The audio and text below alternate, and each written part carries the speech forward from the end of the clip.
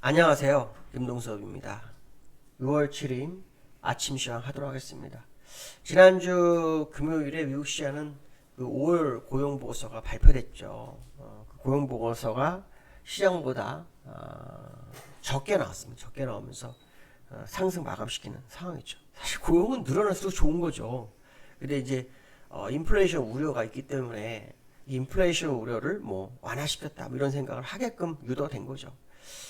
고용보고서에 대해서 제가 아마 지지난주에 이제 지난주 얘기를 했죠. 그러니까 무슨 말이냐면 지난주에 제가 6월 달에 첫 번째 주는 고용보고서 굉장히 중요하다. 거기에서 우리가 중요하게 봐야 될 것은 그 ADP 민간 고용인데 이것이 이번 달보다 다음 달이 더 중요하다. 아마 이 말씀을 드렸을 거예요. 이유는 그 정부에서 지원금이 나와서 뭐 3인 가구, 4인 가구가 많을 거 아니에요.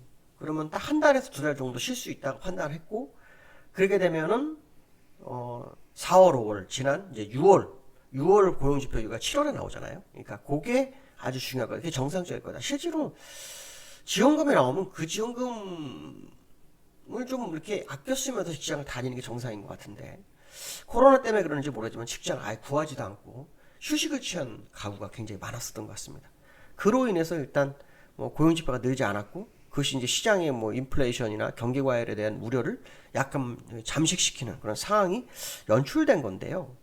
저는 결국 이제 7월 초에 발표되는 고용지표가 결국 시장에 정상적으로 작동할 거라고 좀 판단하고 있습니다. 그래서 이달까지는 사실은 지표가 약간 다를 수 있다는 생각을 했었는데, 뭐 예상대로 55만 9천 명이 증가한 걸로 나왔어요. 시장 예상치가 67만 명 정도 됐으니까 한 뭐 8만 명 정도 줄었죠. 근데 지난달에 27만 8천 명 정도였으니까 그거에 비하면 거의 2배 정도 나왔습니다. 그러니까 정상적으로 지금 진행이 되고 있다. 그러면 이제 다음 달은 될까요? 한 110만 명?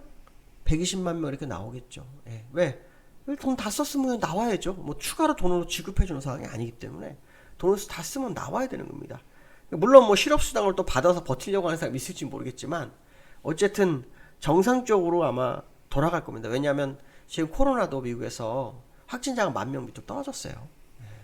그리고 뭐 7월 전에 전 국민 접종을 예방 접종을 한다고 하니까 이제 사람들이 시장에 안 나올 수가 없는 상황이 됐습니다. 이번 달에 이 고용 지표가 중요했던 것은 사실 전 다음 달에 중요하다고 말씀드렸는데 이달에 중요한 것은 FMC 회의 때문에 그렇습니다. 이 FMC 회의에서 그 매파들 뭐 카플라이나 이런 애들은 사실은 지금 조기 긴축을 빨리 해야 한다. 그래서 테이퍼링을 진행해야 한다고 생각하는 사람들이 좀 있습니다. 그래서 매파와 비둘기파가 시장에서 싸움을 벌이는 과정인데 정상적으로는 매파가 맞죠. 지금은 이제 돈이 너무 많이 불렸고 그로 인해서 시장이 많이 상승한 건 두 번째 치고 물가라든가 이런 것이 너무 높이 오르고 있는 것은 사실이다.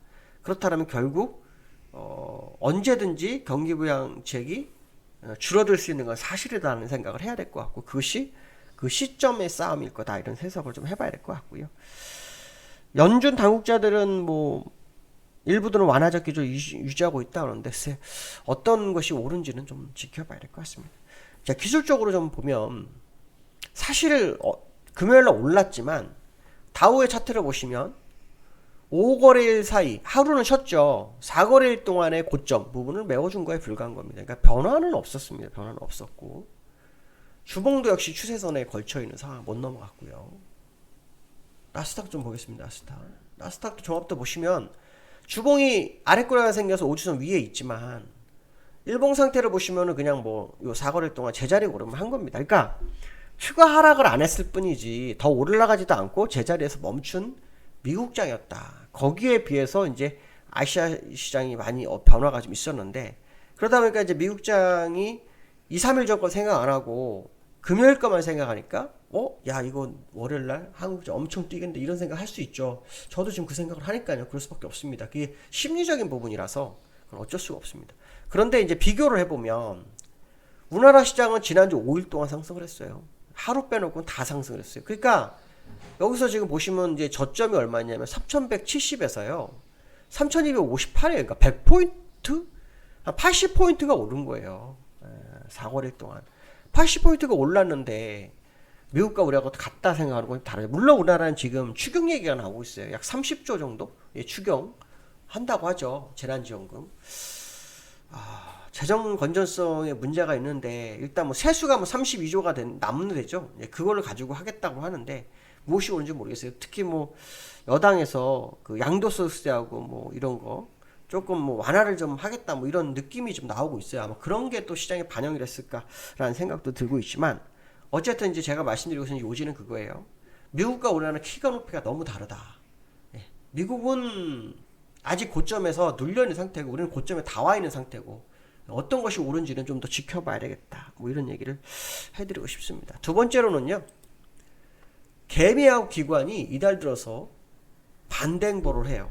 무슨 말이냐면 개미가 곧벌써 삽니다. 사실은 이달에 벌써 거래된 길이는 많지가 않아요. 4거래일밖에 안 되면 돼요. 1, 2, 3, 4. 그리고 오늘이 7일이잖아요. 4거래일 동안 그 개인들이 곧벌써 2천억을 삽니다. 2천억을.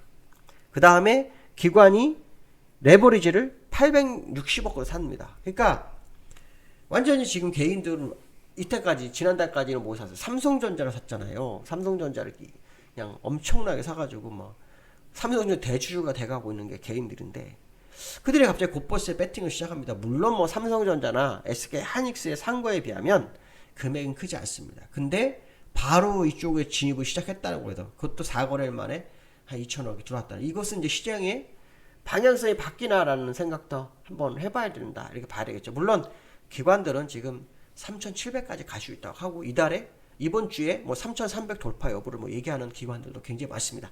저도 지금 3,266이 넘어가면 골이 아픕니다. 금요일 라이브 때도 말씀드렸지만 내 돈을 추가 손실을 줄일 수 있는 방법을 연구해야 된다. 만약 3,266이 넘어가면 조심. 또 넘어갔다가 다 3,266 밑으로 내려오면 또 하방을 봐야 되는 그건 정상이다. 왜?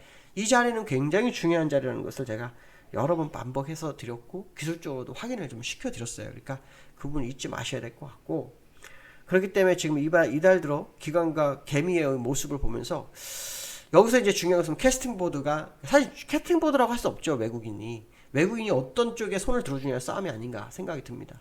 어쨌든 지금 싸움이 상당히 좀 진행되는 그런 과정에 있다라는 생각 해봐야 될 것 같고 세 번째로는 외국인이 7주 만에 매수를 했어요.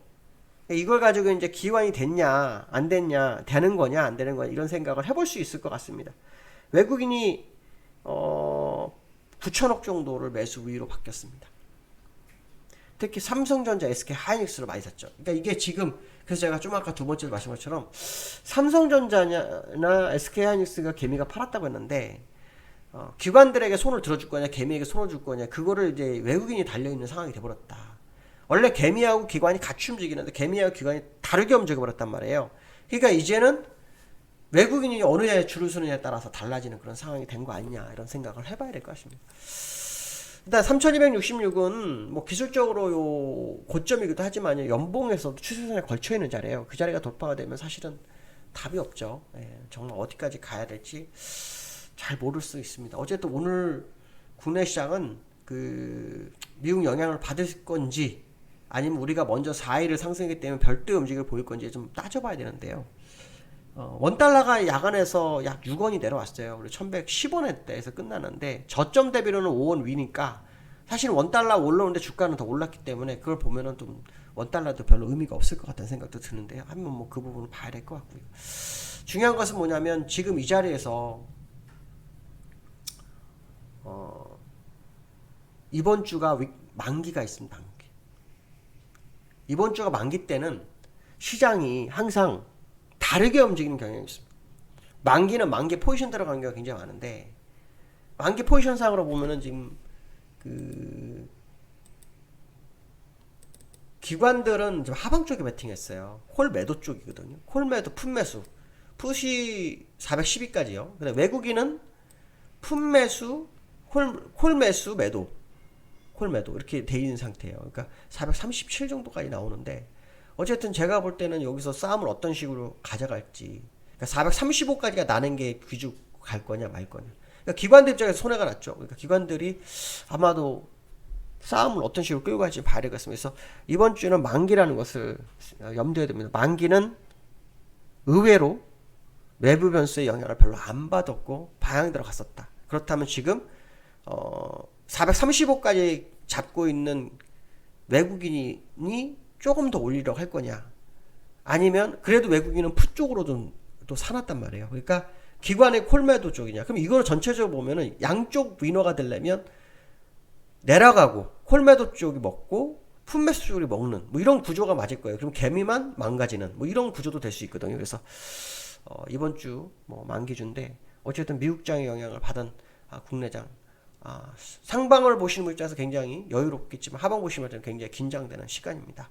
어쨌든 오늘도 승리하루 되시고 기쁜 하루 되시기 바라겠습니다. 여기까지 하겠습니다. 감사합니다.